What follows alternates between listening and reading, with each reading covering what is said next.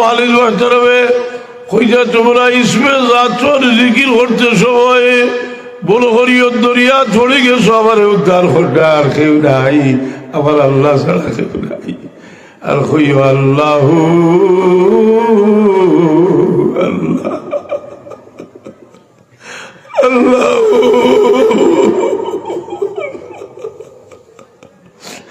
আল্লাহু কবে হোগা আল্লাহু আল্লাহ আল্লাহু আল্লাহ আল্লাহু